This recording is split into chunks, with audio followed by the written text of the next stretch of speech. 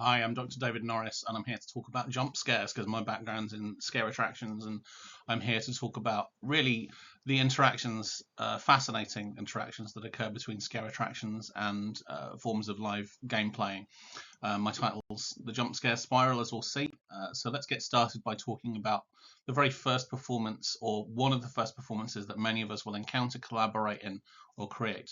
And that, on consideration, is peekaboo. I won't linger on the developmental aspects of this to do with object permanence and a sense of learning of the potential non-presence of a parent, and they don't disappear when they leave the room, but instead focus on the idea that one of the first things that we do when we're developing our sense of performance is the invocation of the shock or surprise effect, and the idea that something can both be there and we can pretend that it's not there. For the intended reaction of amusement as well as surprise, we take something that could be potentially upsetting and we turn it into something fun, a scary thing smuddled in enjoyment, what Montola describes as a positive negative experience. So the first performance that many of us will encounter, many of us will collaborate in, many of us create, or at least one of the first, is the jump scare. And also this positions what I would like for you to see is that the jump scare in many ways is the single simplest unit, the single simplest unit of immersive performance, or immersive affective experience, and just how complicated even this simplest thing can be. There is a notion, propagated particularly by the Recreational Horror Laboratory by Matthias Claassen, that recreational fear is a form of play in and of itself. A few definitions of jump scares: acute threatening events, the use of startle effect seems pretty common. Sometimes the term jump scare is used with almost self-evident descriptions in terms of academia. It's been used in horror films since at least the 1930s. Baird, when talking in terms of film, describes three elements for the startle effect as requiring character presence, implied threat off screen, and intrusion into the character space. That's for films in an empathetic environment. We can probably also take that directly, transpose it to the live environment, and think of our own presence, the implied threat of something within our zone of threat, and an intrusion into our space. So shared space is quite important for the notion of a jump scare. Can't really be done, hence why jump scares aren't really a feature of horror books. The jump scares have been somewhat studied a little bit in video games, talking about anticipation and the importance of anticipation in creating a jump scare. That anticipation will be clear when it comes to the idea of play. This has also been found by Spravati looking at jump scares or alarm moments in horror film scores. Now, Spinoza describes effectus and the effectio. Want to split up this jump scare into its component pieces: the force of an affected body and the impact it leaves on the one affected. So the effectus is the preconscious response, effectio the prelingual impact this has on the spectator. So chainsaw attack, effectus, effectio. So it's a corporeal collaboration with an invitation, to use the terminology of Gareth White, an immersive theatre practitioner. Our body is responding with a threatening item. It's collaborating. It's collaborating corporeally without our cognitive need to do so. But that also means that our body is giving our mind an invitation itself. So that itself is an invitation. We are not in control of our effectio, but we're in control of our subsequent responses to it. This has all started to align language with play. So particularly Victor Turner's idea of separation phase, liminal phase, and incorporation phase. Talk about that importance of anticipation. That will be a separation phase. Liminal phase, the jump scare itself, and then these ripples of effectio responses and cognitive and social responses to that jump that represent the reincorporation phase as it kind of those ripples fade away. So yes, the ludic ritual can be thought of at both a macro level of a whole event, like a whole RPG, a whole Larp event, or a scare maze that can go on for minutes to even days. But on the micro level of a single immersive encounter, maybe the simplest unit of an immersive event, the jump scare, you also have a full separation, liminal, and reincorporation phase that aligns with Turner's notion of play. So I'd like to look at that in three contexts. One, Buckaroo. I'm hoping that everybody is aware of Buckaroo. There's a strong anticipation phase, and then there is one poor fellow who is subject to the effectus of the horse kicking. We also have, there's a link there if you want to have a look at it. Very standard in scare attractions, the drop panel. So performer has a clicking button to drop, panel of wood, makes a big bang, and then also creates a space for the jump to occur through that space at whoever's passing by at the time. It's a staple of the indoor scare maze, and another instance of a designed jump scare. Also have that in a LARP environment. So Germain describes this as bleed, the idea of adrenaline-fueled moments of real terror. Sounds pretty much like it's describing a jump scare.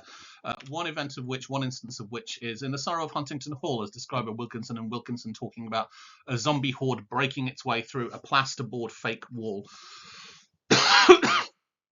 So we have three pieces of effectus: horse kick, drop panel, zombie horde.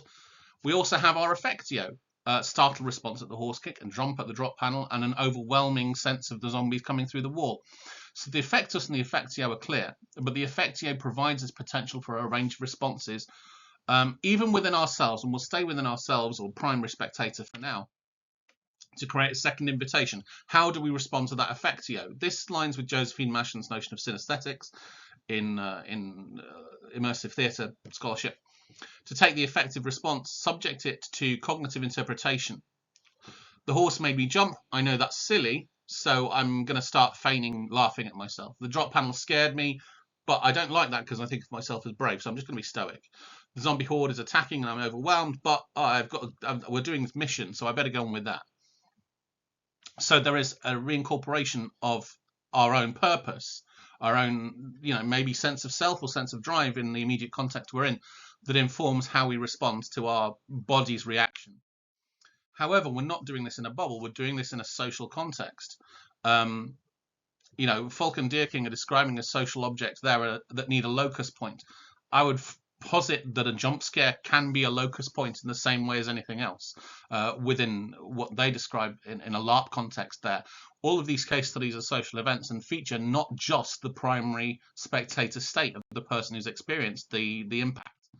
So yes, we've got a primary spectator. We'll take that first. That's the person who triggers the kick, the person the drop panel is aimed at, the person in the front of the wall when the zombies collapse it. That's the person who's the target of the effectios, who experiences the effectio. But if they're in a social environment, they don't just have the responses that I gave earlier. They might have some that are conditioned by the social environment as well. I'm here with my partner. I really want to look brave in front of them. My sibling is laughing at me. I'm really self-conscious about that. I've got people around me who, are expecting me to be the organized one. So I need to get over this whole zombie business and come up with a plan as to what's next. So that's just the first person, the primary spectator, the person it's aimed at. But there's also a secondary spectator. The peers to the primary spectator, the conduit to their experience. Their experience has been impacted by the primary spectator's response. They might be the other players in the game of Buckaroo, the friends or peers of the person whom the drop panel was aimed at. Oh, my partner's just jumped at that thing. It's going to be pretty funny for them usually. Those who are not in the immediate impact of the wall collapse. In a social environment, they might have their own effectio response, which might be a startle laugh. It might be a disgust response. Their response will depend on their pre-existing relationship with the primary spectator and their own relationship with that current environment in which they may share a task with the primary spectator. There's also a third tertiary spectator, those witnessing the effective events from a neutral perspective, the people watching the game being played and having no stakes in it, the people watching the drop panel list online, as you would be if you followed that link, those who are not consuming LARP through the lens of experiential immersion and instead treating it exclusively as a game or a mission. Now, what's notable here is that one of the features is that in something like a Santa's Grotto, all spectators know their role. The child is going to be the primary guardian, the primary spectator. The guardian or parent figure is going to be the secondary one. And those who are in the queue are going to be the tertiary one. At any one time, we know our role in that interaction for some forms of curated encounters. But if we're in a rolling environment like a LARP, like an RPG, like a scare event, in which jump scares are possible for anyone, there is an oscillation. We don't know which one of these spectatorship forms we're currently in, which has got increased uncertainty and the potential for more excitement. And the study of these forms needs to bear this in mind when you're talking about the analysis of audience behavior. So single phenomenological frameworks of understanding are not sufficient to describe or to understand these events.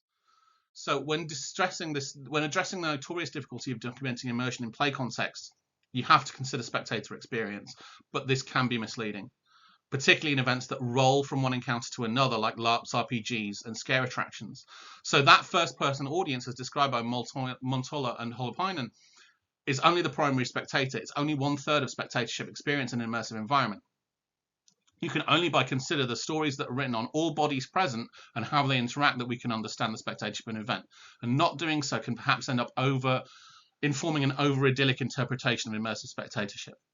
I'm going to have to leave you there because I've already spilled a little bit over 10 minutes. But this is the case even when studying the most simple form of immersive increment, the jump scare.